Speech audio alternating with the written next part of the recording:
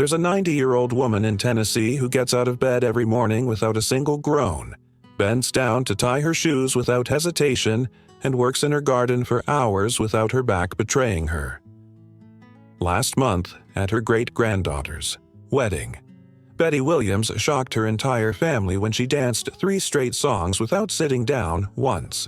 When her nephew asked her secret, she simply smiled and said, "Honey, I've been keeping something from y'all for 60 years. That something is about to change how you think about back pain forever." Before we dive into Betty's incredible story, do me a favor and hit that subscribe button right now. This channel is dedicated to sharing the kind of wisdom that's been passed down through generations. And if you don't want to miss these life-changing secrets, make sure you're subscribed. And if this story helps you even a little bit, I'd be grateful if you'd hit that like button too. It was during the last year's Thanksgiving dinner when everything changed. Betty was setting the table, moving around that kitchen like someone half her age. Her back was straight, her steps were confident, and there wasn't a hint of the stiffness that plagues most folks her age. Her daughter, Martha, who's 68 and struggles with chronic back pain, finally couldn't hold back anymore. "Mama," she said, "I've been watching you all these years. You're 90 years old and you move better than I do. What in the world are you doing that the rest of us aren't?" Betty stopped what she was doing and looked around that table at 3 generations of her family. Her son, Tom, 71, who couldn't garden anymore because of his lower back. Her granddaughter, Sarah, only 45, already complaining about sciatica from her office job. Her great-grandson, Mike, 25, a construction worker who was popping ibuprofen like candy. "Well," Betty said, settling into her chair, "I reckon it's time. I told you all about something that's been in our family longer than any of us have been alive." She reached into her apron pocket and pulled out a small, hand-labeled mason jar filled with what looked like a thick golden salve. The room went quiet. Even little Emma, Sarah's 8-year-old, stopped fidgeting. "This here," Betty said, holding up that jar like it was precious treasure, "is what your great-great-great-grandmother made in secret during the darkest days our family ever knew. And it's the reason I ain't had a day of back pain in over 40 years. You could hear a pin drop in that room. Martha leaned forward. "Mama, what are you talking about?" Betty's eyes got that distant look she gets when she's remembering something important. "Y'all know the stories about your great-great-great-grandmother Celia, how she was born into slavery down in Alabama. But what y'all don't know is that Celia discovered something in those woods that the plantation owners never knew existed." Tom shifted in his chair, wincing as he did. "What kind of something, Mama?" "A combination of plants that grows wild right here in the South. Plants that, when you know how to prepare them just right, can take away pain like nothing you've ever seen. Celia learned this from an old Cherokee woman who worked alongside her. She taught Celia which plants to pick, when to pick them, and exactly how to turn them into this." Betty held up that jar again. Sarah's voice was barely a whisper. "And you've been using this all these years?" Betty nodded. "Every single morning for the past 60 years. I rub this on my lower back, right where most folks start hurting first. Then I work it into my shoulders and neck. Takes me maybe 2 minutes, and it keeps me pain-free all day long." The silence that followed was heavy with possibility. Here was a woman who'd lived through the Great Depression, raised 6 children, buried a husband, and was still moving like she had decades left in her. And she was telling them she had a secret that could change everything. Martha's voice cracked a little when she spoke.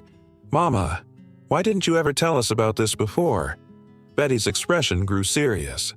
"Because I promised my grandmother I'd only share it when I was sure the family really needed it. And looking around this table tonight, seeing how all of y'all are hurting." She paused, her voice getting stronger. "Well, I reckon that time has come." But what Betty told them next would reveal just how powerful this family secret really was, and why it had survived through 5 generations of women who understood that sometimes the most important medicine comes not from a pharmacy, but from the wisdom of those who came before us. Betty's voice took on the rhythm of someone who'd told this story to herself 1,000 times, but never out loud. Celia was about 16 when she met Ayanna, the Cherokee woman who changed everything. This was 1858, and Ayanna had been working on the plantation for about a year after her own people were forced to move west. She paused, running her fingers over that mason jar like she was touching history itself. Now, Celia was suffering something terrible with her back, 16 years old and already bent over from the cotton fields. The plantation owner didn't care about pain relief for slaves, and the overseer just told her to work through it or face the consequences. Martha winced, thinking about her own morning stiffness. What did this Cherokee woman do? Ayanna watched Celia struggling for weeks. Then, one evening, right before sunset, she pulled Celia aside and said something that changed our family forever. She said, "Child, the earth provides medicine for every pain, but only if you know where to look and how to listen." Betty's eyes brightened. That very night, Ayanna took Celia deep into the woods beyond the plantation boundaries, places where the wild plants grew thick and untouched, and she showed Celia 4 specific plants that grew wild right there in Alabama soil. "What were they, Grandma?" Sarah asked, leaning forward. "Wild arnica, for one. Grows in shaded areas where the soil stays moist." Ayanna taught Celia that arnica flowers contain compounds that reduce swelling and calm angry nerves. She said her people had been using it for generations to heal warriors who came back from battle with injured backs and shoulders. Betty held up one finger. Then there was wintergreen. Not the candy, mind you, but the actual plant. The leaves contain something called methyl salicylate, though Ayanna didn't call it that. She just said it was nature's way of taking away pain from the inside out. When you rub wintergreen oil into sore muscles, it penetrates deep and provides relief that lasts for hours. Tom was taking mental notes. What else? Wild ginger root. Not the kind you cook with, but the native ginger that grows wild in these parts. Ayanna explained that ginger creates warmth and increases blood flow to wherever you apply it. She said pain often comes from areas where the blood isn't moving properly, and ginger root helps wake everything back up. Betty's voice grew more excited. And finally, beeswax from wild hives. Ayanna taught Celia that beeswax wasn't just for holding everything together. It creates a protective barrier that allows the other ingredients to work slowly and deeply instead of just sitting on top of the skin. But here's the part that made all the difference, Betty continued. Ayanna didn't just tell Celia what plants to use. She taught her the exact way to prepare them so they'd work together like a symphony instead of fighting each other. Sarah was practically on the edge of her seat. How do you mean? Well, most folks who try to make their own remedies just throw everything together and hope for the best. But Ayanna knew that timing and temperature and proportions matter more than anything else. She taught Celia to harvest the arnica flowers right after the morning dew dried but before the sun got too hot. The wintergreen leaves had to be picked in late summer when their oil content was highest. The ginger root needed to be dug up in fall when all the plant's energy had moved underground. Betty paused, looking around the table. And the preparation. That was like a sacred ritual. Ayanna showed Celia how to dry the arnica flowers for exactly 3 weeks in a dark, airy place. How to extract the wintergreen oil using a method that preserved its full strength. How to grate the ginger root so fine it would dissolve completely into the mixture. But most importantly, Betty's voice dropped to almost a whisper. She taught Celia the proportions. Not too much arnica, or it could irritate sensitive skin. Not too little wintergreen, or you wouldn't get the deep pain relief. Just enough ginger to create warmth without burning. And exactly the right amount of beeswax to make it spread smoothly, but not so much that it felt greasy. Martha's eyes were wide. And Celia remembered all of this. Celia was smart as a whip, and she knew this knowledge might be the difference between a life of pain and a life of freedom. She practiced that recipe until she could make it in her sleep, And when she had her first daughter, my great-grandmother, Rose, she taught her. Rose taught my grandmother. My grandmother taught me. Betty's voice grew serious again. But here's what made this recipe truly special. Each generation of women didn't just pass it down exactly as they learned it. They improved it. They learned which local plants worked best in our particular climate. They discovered the perfect consistency for our family's skin types. They figured out exactly how long to let it cure before it reached full strength. Tom was quiet for a moment. So, what you're telling us is that this recipe has been refined and perfected by 5 generations of women in our family? Betty nodded slowly. 60 years I've been making this salve, and I've never had a batch that didn't work. Never had a morning when my back didn't feel strong and flexible. Never had to limit what I could do because of pain. She looked directly at each person around that table. And now I'm going to teach you exactly how to make it, step by step, so you can have the same freedom I've had all these years. But what Betty revealed next about the precise method and proportions would prove that this wasn't just an old family recipe. It was a carefully crafted medicine that had been tested and perfected by generations of women who refused to accept pain as an inevitable part of aging. Betty stood up from that dinner table with the energy of someone half her age and motioned for everyone to follow her to the kitchen. Y'all want to learn this properly? Then you need to see it, smell it, and understand every single step. She opened a cabinet that none of them had ever paid attention to before. Inside were rows of carefully labeled jars, each containing different herbs and oils. The organization was meticulous, like a pharmacist's storage room. First thing you need to understand, Betty said, pulling out 4 specific jars, is that quality matters more than anything else. You can't just run to any store and grab whatever's cheapest. These plants need to be pure, potent, and properly prepared, or the whole thing falls apart.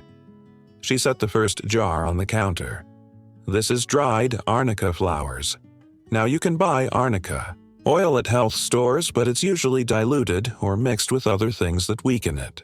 What you want is pure arnica montana flowers that have been dried slowly and stored away from light.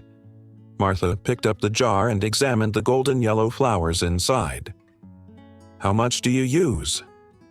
2 tablespoons of dried flowers for every batch. But here's the secret Ayanna taught Celia. You don't use them dry. You make an oil infusion first.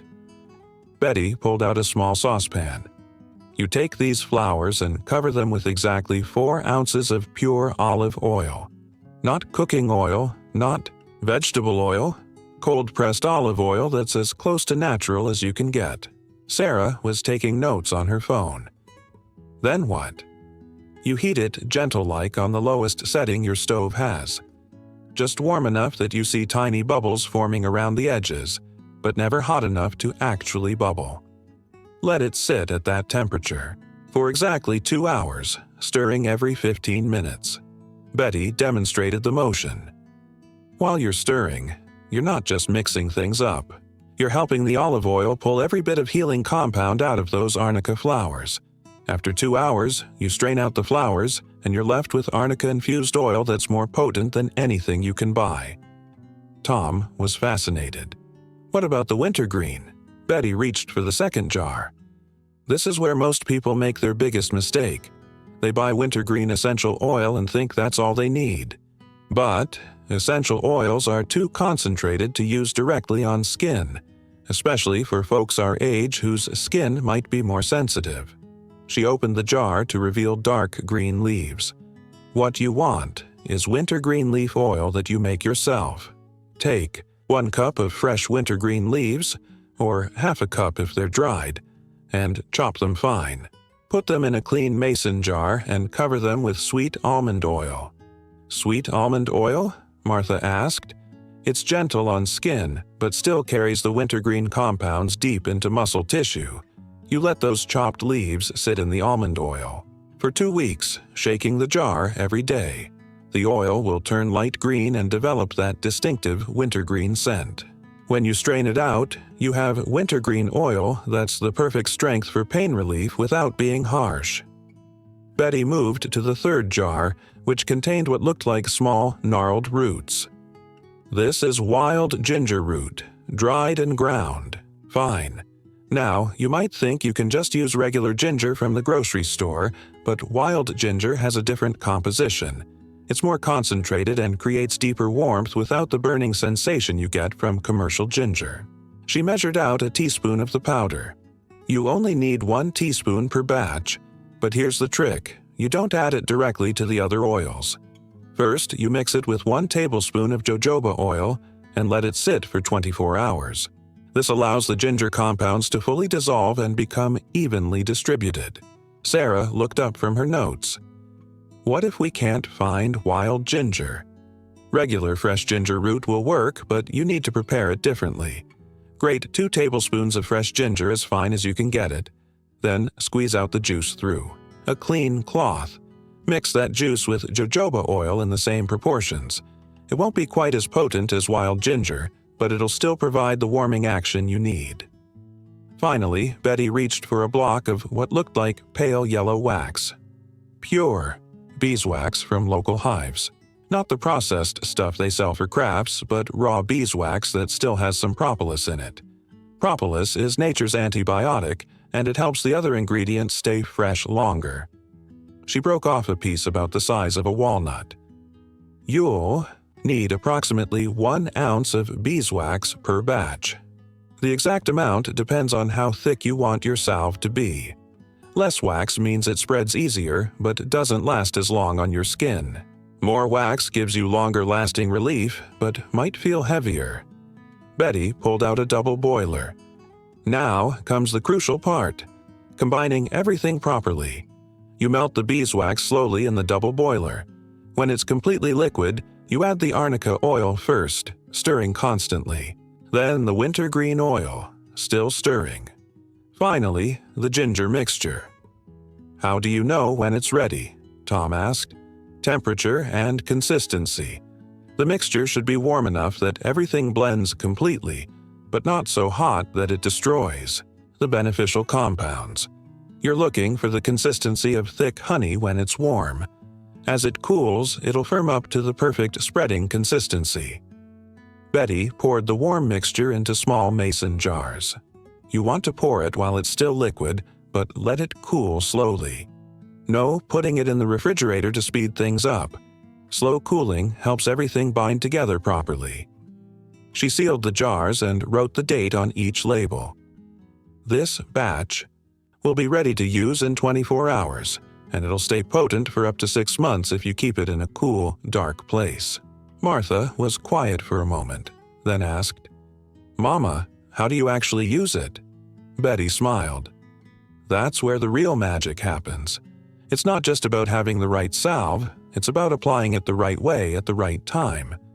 And that's something else Ayana taught Celia that's been passed down through our family. She looked around at her family, all of them hanging on her every word. Tomorrow morning, before any of you get out of bed, I'm going to show you the exact technique that's kept me pain-free for 60 years, because knowing how to make this salve is only half the secret. But what Betty was about to reveal about the application technique would prove to be just as important as the recipe itself. A method so specific and effective that it had allowed 5 generations of women in their family to live active, pain-free lives well into their golden years.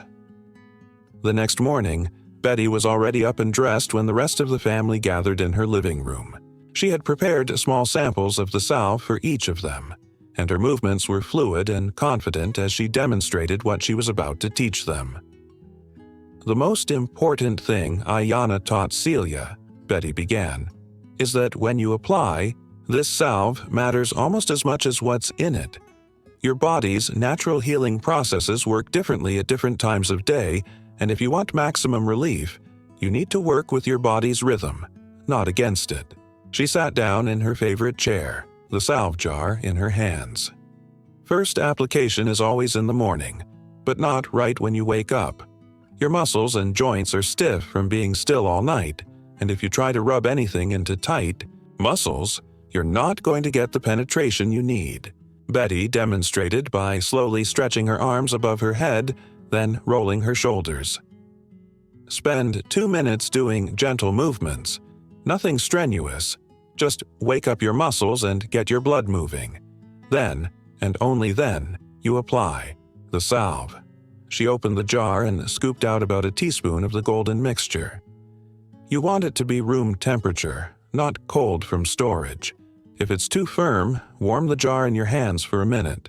The salve should spread easily without having to rub hard. Start at the base of your spine, Betty said, reaching behind herself with practiced ease. Work from the bottom up, using firm but gentle pressure. You're not trying to push the salve through your skin. You're warming it and spreading it, so it can absorb naturally. Martha tried to mimic the motion. How do you reach all the way down? Practice, honey. After 60 years, your flexibility stays better than you'd expect. But if you can't reach everywhere yourself, ask someone to help you. There's no shame in needing help to take care of yourself properly. Betty continued the demonstration. Work the salve into both sides of your spine, then across your lower back where most folks carry their stress. Don't forget your shoulders and the base of your neck. That's where tomorrow's back pain often starts. How much should we use? Sarah asked.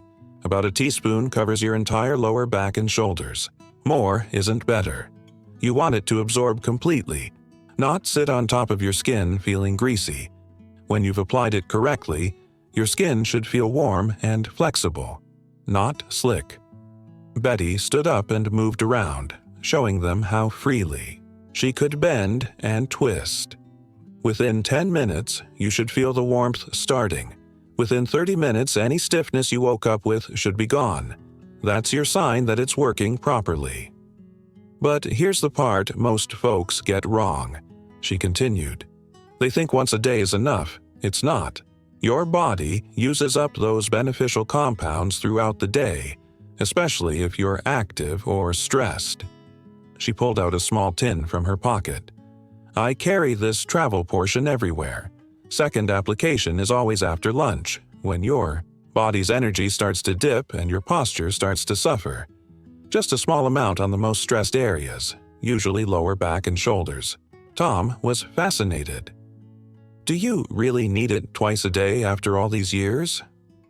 60 years of prevention is why I still need it, Betty replied. I'm not treating damage that's already been done. I'm preventing new damage from happening. That's the difference between managing pain and avoiding it altogether. Betty's expression grew serious. Third application is optional, but I do it every evening before bed. Just a light application to help my muscles relax completely during sleep. When your muscles can fully relax at night, they repair themselves better and you wake up feeling stronger. She looked around at her family, each of them holding their own jar of salve. Now, you might be thinking this sounds like a lot of work. 3 times a day, every day for the rest of your life. But let me ask you something. How much time do you spend each day dealing with pain? Sitting carefully, moving slowly, avoiding activities you used to love? Martha nodded, recognizing herself in that description. This routine takes me maybe 5 minutes total throughout the day. 5 minutes that buy me complete freedom from pain and the ability to live life on my own terms. At 90 years old, I still work in my garden, dance at family weddings, and wake up each morning excited about what the day might bring. Betty's voice grew stronger. That's what this salve really gives you. It gives you your life back. Not just relief from pain, but the confidence to live without fear of pain. The freedom to move naturally, sleep peacefully, and age gracefully. She stood up one more time, demonstrating the fluid, confident movement that had amazed them all. Celia learned this recipe in secret because she had to. Rose and my grandmother passed it down in whispers because times were hard and medicines were scarce. But I'm sharing it with you openly because I believe every person deserves to live without unnecessary pain. Your great-great-great-grandmother discovered something in those Alabama woods that modern medicine is just beginning to understand. that nature provides powerful tools for healing, and when those tools are prepared and used properly, they can change everything. Betty looked directly at each member of her family. Today, you have the choice to start a new chapter in your relationship with your body, to stop accepting pain as inevitable and start expecting comfort as your natural state. This isn't just a recipe I'm giving you, it's a legacy of women who refused to let pain define their lives and who made sure their children and grandchildren would have the same choice. If Betty's story resonates with you, if you're tired of living with pain that limits what you can do and how you feel, then I want you to do something right now. Don't just watch this video and forget about it. Take action. Share this wisdom with someone you love who's struggling with back pain. Leave a comment below telling me what you learned that surprised you most, or share your own family remedies that have been passed down through generations. Your stories matter, and when you share them, you're continuing the tradition of passing healing knowledge from one person to another, just like Celia and Ayana did all those years ago in those Alabama woods. And if this video helped you see new possibilities for managing your pain naturally, please hit that like button and subscribe to this channel. We're building a community of people who believe in the power of traditional wisdom combined with practical application. Remember, you deserve to live without unnecessary pain. You deserve to wake up feeling strong and flexible. You deserve to age with grace and dignity, moving through life with the confidence that comes from taking control of your own well-being. The choice is yours. The knowledge is here. What you do with it next could change everything.